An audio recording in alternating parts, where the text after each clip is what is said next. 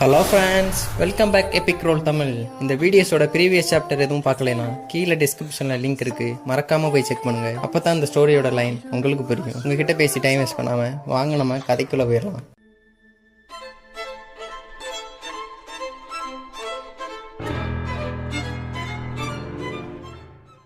Chapter 63 start ஆகுதுண்ணா. நம்ம ஹீரோனை பார்த்து கேட்குறான், இதில் இருக்கிறபடி உங்கள் அப்பாவுக்கு அந்த கேபிள் கிடச்ச அட்வென்ச்சருக்கு அப்புறம் ஃபிசிக்கல் பாடி அவாக்கன் ஆயிடுச்சாமே. அதுக்கப்புறம் அவர் ஸ்டடீஸ்க்காக அந்த சேஃபன் அகாடமிக்கில் போனாராம். அது மட்டும் இல்லை, மேன்ஷனுக்குள்ளே வந்தப்ப அங்கே இருந்த கசின்ஸ் எல்லாம் அவரை ப்ரொவோக் பண்ணாங்களாமே. அப்போ அவர் அந்த டுட்டோரியலோட ஹெல்ப் மூலமாக தான் மேன்ஷனுக்குள்ளே வந்ததால் அதில் இருக்குது. அவசரா இல்லை இது நான் ஒரு இன்ட்ரெஸ்டிங்கான ஸ்டோரி தெரியுமா. எங்கள் அப்பா அவரோட எக்ஸ்பீரியன்ஸை அப்படியே இதை எழுதியிருக்காரு. இப்போ ஹீரோச்சரன் இருந்தாலும் மேஜஸ்ட்ரி இது கொஞ்சம் ஸ்ட்ரேஞ்சாக இல்லையா? ஏன்னா அவரோட பயோகிராஃபி கொஞ்சம் எனக்கு என்னமோ கரெக்டாக இல்லாத மாதிரிலாம் இருக்குது. எனக்கு தெரிஞ்சு ஏதோ ப்ராப்ளம் இருக்குது. இது பார்க்க உங்கள் அப்பாவோட எக்ஸ்பீரியன்ஸை எழுதி வச்ச மாதிரி இல்லையே. அதுக்கு சாரா நீங்கள் என்ன மீன் பண்ணுறீங்க? இல்லை, என்னோட இதில் பார்த்தா எனக்கு அப்படித்தான் தோணுது. உங்கள் அப்பாவான அந்த டிசோன் அவர் இந்த மேன்ஷனுக்குள்ளே வரும்போது ரொம்ப புவராக இருந்தார். அவர்கிட்ட எந்த ஒரு ரிசோர்ஸஸுமே கிடையாது. பாரு, இதில் இருக்க ரிசல்ட் படி அப்படித்தான் இருக்குது. பட் அவர் மேன்ஷனுக்குள்ளே வரும்போது கூட அவங்க கசின்ஸ் எல்லாம் உள்ளே விடக்கூடாதுன்னு ஒரு போராட்டமே பண்ணியிருக்கானுங்க. அப்போ எப்படி அவர்கிட்ட வந்ததுக்கப்புறம் அந்த பில்ஸ் ஸ்பிரிட் ஸ்டோன் எல்லாத்தையும் வாங்கினாரு? அது மட்டும் இல்லை, என்னோட பாயிண்ட் ஆஃப் வியூவில் பார்த்தா அவருக்கு அந்த வயசுலேயே டைவர்ஸ் வேறு ஆயிடுச்சு. எப்படி? அப்போ உங்கள் அப்பா என்ன தான் பண்ணார்? அது மட்டும் இல்லை, அவர் அந்த அகாடமிக்கு படிக்கும்போது கூட அவரோட லேர்னிங் பாயிண்ட்ஸில் பார்த்தா அவர் ரொம்ப போராத்தான் இருந்திருக்காரு. பட் ஏன் அவர்கிட்ட நிறைய ஸ்பிரிச்சுவல் வெப்பனும் இருந்திருக்கு. அதெல்லாம் எப்படி அவர் வின் பண்ணார்? ஹீரோயின் அதை கூட கண்டுக்காமல் எழுதிக்கிட்டே இருக்கா. அவன் சாரான் இருந்தாலும் அவர் அந்த சேஃபான அகாடமியை விட்டு வெளியே வந்து உங்கள் அம்மா எல்லாரையும் கூட்டிகிட்டு இந்த வேர்ல்டை சுற்ற ஆரம்பித்தார். அப்போ அந்த மேஜிஸ்ட்ரேட்டில் இருந்த பிரைம் மினிஸ்டரோட சன் அவங்களுக்கு ரொம்பவே குடைச்சல் கொடுத்துக்கிட்டு தான் இருந்தானாமே. அது மட்டும் இல்லை, அப்போ அந்த பிரைம் மினிஸ்டர் அவன் கொண்டு அவன்ல கைப்பற்றிக்கிட்டு இருந்தானா மொத்த பிளேஸையும். அது மட்டும் இல்ல, அந்த மேஜிஸ்ட்ரேட்ல இருந்த அவங்களோட சன்னை உங்க அப்பா ஈஸியா கொண்டுட்டாராமே. அது கொண்டனால தான் அவரை சுத்தி இருந்த யாரு அவருக்கு ஆப்போசிட்டா இருக்கிற மொத்தாலையும் கொண்டாராமே. அதுல இருந்தான் உங்க அப்பாவுக்கு நிறைய ரிசோர்ஸஸ் கிடைச்சிட்டான். ஹீரோ அப்படியே படுத்துட்டே திங்க் பண்றான், எப்படி இதெல்லாம் எனக்கு கொஞ்சம் சர்ப்ரைஸாலாம் இருக்கு. அந்த பிரைம் மினிஸ்டர் அவ்வளோ மோசமாக இருந்தான், எப்படி அவங்க மையனை கண்டுக்காம விட்டான்? எப்போ அவங்க மையனை கொண்டானோ அப்பையிலேருந்து எப்படி நம்ம மாமனாரை கொள்றதுக்கு ட்ரூப்ஸ் அனுப்பிச்சுட்டே இருந்தான். அவன்கிட்ட எப்படி அந்த இம்பீரியல் சிட்டியில் இருக்க ஆர்மிஸ் எல்லாம் அவன் பேச்சை கேட்டுச்சு. என்னதான் அவர் கிங்கா இருந்தாலும் அவர் பேச்சை கூட கேட்கல. அப்போ ஏதோ அந்த பிரைம் மினிஸ்டர் பண்ணியிருக்கான். அது மட்டும் இல்லை, அவர் சைடு நிறைய கிங்ஸும் வச்சுருந்தாரு. ஏன்னா அவர்கிட்ட கிட்டத்தட்ட 4 கிங்ஸ் இருந்தாங்க. அவங்க எல்லாமே நம்ம மாமனாரை அட்டாக் பண்ணியிருக்கானுங்க. அவர் மொத்த தலையும் வெட்டி தான் இந்த அளவுக்கு வளர்ந்துருக்காரு. எப்படி ஹீரோ இன்னும் திங்க் பண்ணிக்கிருக்கான், எப்படித்தான் அவர் இந்த அளவுக்கு சாதிச்சிருக்கான்னு. ஏய் என்னப்பா, நீ உண்மையாவே அந்த பயோகிராஃபியை படிச்சிட்டியா? ஹீரோ இன்னும் திங்க் பண்ணிட்டே சொன்னான். ஆமாம், ரொம்ப மொபைலைஸான எமோஷன்ஸாக இருக்கு. இதெல்லாம் உண்மையாவே உங்க அப்பாவோட தானா? என்னால் நம்பவே முடியல. கடைசியா பார்த்தா இந்த முடிச்சிருக்க சுச்சுவேஷன் கூட ரொம்பவே இன்ட்ரெஸ்டா இருக்குன்னு ஹீரோ இன்னும் அந்த புக்கை படிச்சுட்டே இருக்கான். போயிருச்சான்.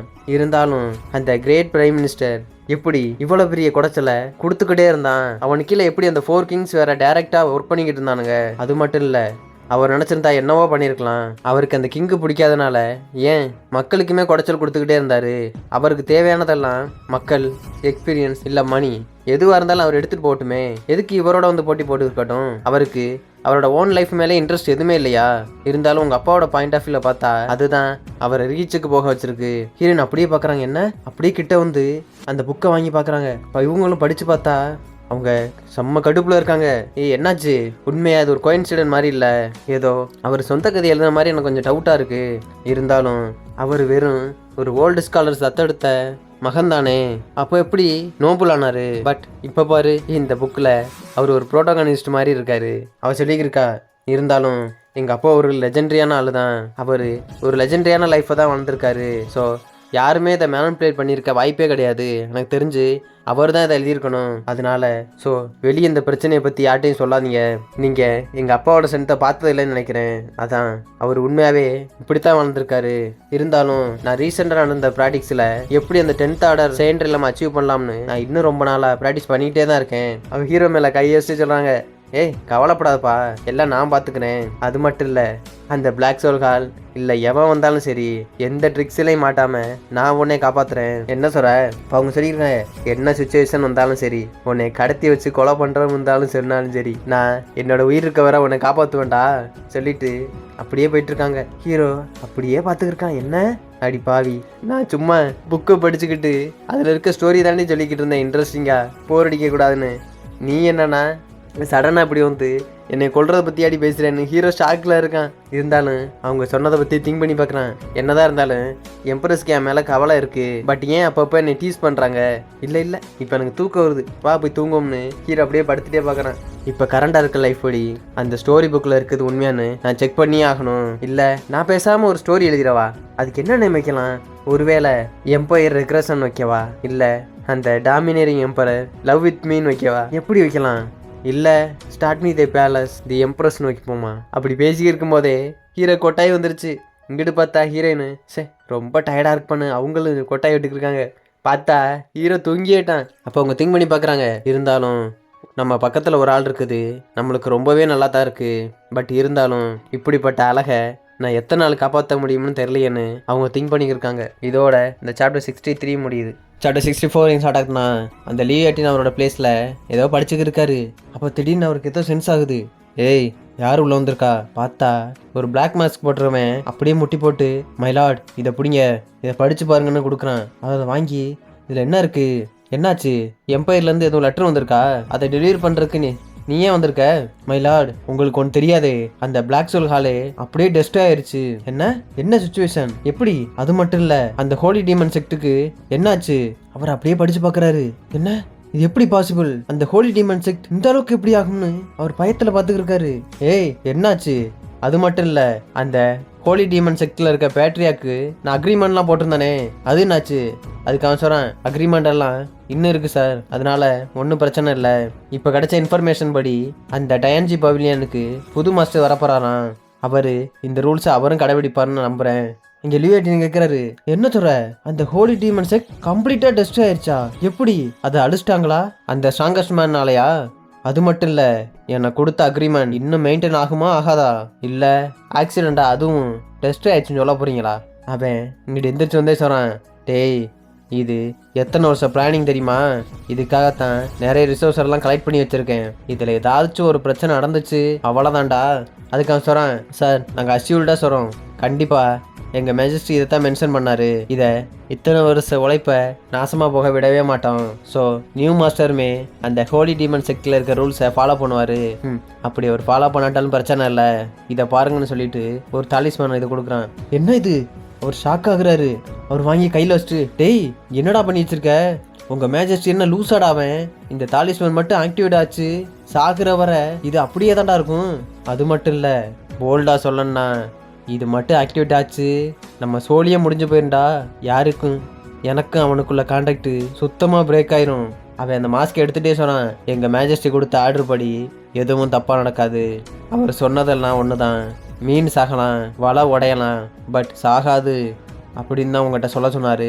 பார்த்தா அவன் முகத்தில் வெறும் ஸ்க்ராட்சாக இருக்கு. அவன் பார்க்குறான், ஏய் உன்னை யாரிடா அனுப்புனா? உங்கள் மேஜஸ்டியோட போட்டெல்லாம் நொறுங்கி போச்சா? என்ன சொல்கிற? நீ சொல்கிற மீனிங் எனக்கு புரியலையடா. அதெல்லாம் அவர் உங்களுக்கு சொன்னால் புரியும் தான் சொன்னார். அவன் பார்க்குறான், சரி ஓகே, இதுக்கு எல்லாம் பின்னாடி யார் இருக்கா?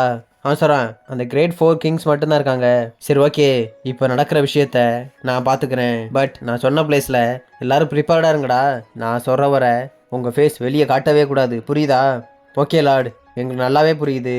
நாங்கள் எப்போ தேவையோ அப்போ மட்டும்தான் வெளியே வருவோம், தேவையில்லாத டயத்தில் நாங்கள் யார் கண்ணிலையும் படமாட்டோம்னு அப்படியே மறைஞ்சிட்டான். இவன் மறுபடியும் அந்த லெட்டரை படித்து திங்க் பண்ணியிருக்கான்.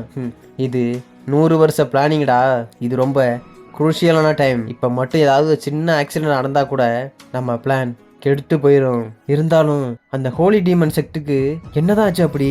நான் ரொம்ப வருஷமா அந்த டாங்கியான் கிங்டம்காக தான் இந்த டயான் சிட்டியிலேயே இருக்கேன்.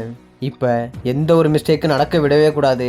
இங்கிட்ட அப்படியே பார்த்தா லிங்கரோட வீட்டில் ஹீரோ நல்லா திண்டுக்கு இருக்கான். இங்கிட்டு பார்த்தா அவனுங்க 2 பேரும் ஏதோ போஸ் கொடுத்து கும்பு கற்றுக்க இருக்கானுங்க. இங்கிட்டு நடிங்கிட்டு இருக்கான் யாங்மிங் எல்லாம். ஹீரோ பார்த்து மாஸ்டர்னு கூப்பிடுறேன். டேய் திரும்பாதடா, ஒழுங்க நான் கொடுத்ததை பண்றா. உன் டாக்டர் எப்படி பண்றான்னு பாரு. அவன் நிக்க கூட முடியாம அப்படியே கீழே விழுந்துட்டான். மை லார்ட், இது ரொம்ப டிஃபிகல்ட்டா இருக்கு. அப்போ ஹீரோ சொன்னா, டேய் மார்ஷியல் ஆர்ட்ஸ் எல்லாம் கும்ஃபு கற்றுக்கிட்டாதான்டா ரொம்ப ஈஸியாக இருக்கும். உனக்கு அதை கூட ப்ராக்டிஸ் பண்ண வலிக்குதான் உனக்கு. அப்படி நீ கற்றுக்கல, வயசாக வயசாக உனக்கு எல்லாம் மறந்து போயிருண்டா. உன் ஃபவுண்டேஷன் ரொம்பவே வீக்காக இருக்கு. அப்போ எப்படி அவன் கல்டிவேஷன் எல்லாம் என்னோட ஒய்ஃப் மாதிரி வர முடியும்? அவள் எப்படி ஈஸியாக ப்ராக்டிஸ் பண்ணியிருக்கா தெரியுமா? அவளுக்கு ஃபவுண்டேஷன் ஸ்ட்ராங்காக இருக்கனால தான் அவரோட ஃபிசிக்கும் இப்போ ரொம்ப ஸ்ட்ராங்காக இருக்கு. அது மட்டும் இல்லை, நீ ப்ராக்டிஸை ஹானஸ்டாக பண்ணணும். உன் மகா எப்படி பண்ணிக்கிருக்கான்னு பாருடான்னு சொல்லிட்டு ஹீரோ அப்படியே திண்டுக்கிருக்கேன். இங்கிட்டு பார்த்தா அவ, அப்பா என்ன மறுபடியும் நில்லுங்க, லார்ட் பிரின்ஸ் வர மாதிரி இந்த மெத்தட் ரொம்ப யூஸ்ஃபுல்லாக இருக்கு. இப்போ என்னோட ஃபவுண்டேஷனும் கொஞ்சம் கொஞ்சமாக பாலிஷ் ஆகிட்டே இருக்கு தெரியுமா? என்னோட டேலண்ட்மே இம்ப்ரூவ் ஆகிட்டு இருக்கு. என்ன, உன்னோட டேலண்ட் இம்ப்ரூவ் ஆகுதா? இப்போ ஹீரோ சொன்னா, ஆமாடா, இதுவுமே ரொம்ப முக்கியமான கல்டிவேஷன் மெத்தட் தான். இதால அந்த ஹெவன் நிறுத்தியே இம்ப்ரூவ் பண்ண முடியும் தெரியுமா? இதை பண்ணினா ஒரு இன்ட்ரெஸ்டிங்கான சென்ஸுமே ஆக்டிவேட் ஆகும். அது மட்டும் இல்லை, இதை ப்ராக்டிஸ் பண்ண உன்னோட எக்ஸ்டர்னல் பாடியும் ரொம்ப ட்ரெயின் ஆகும்டா.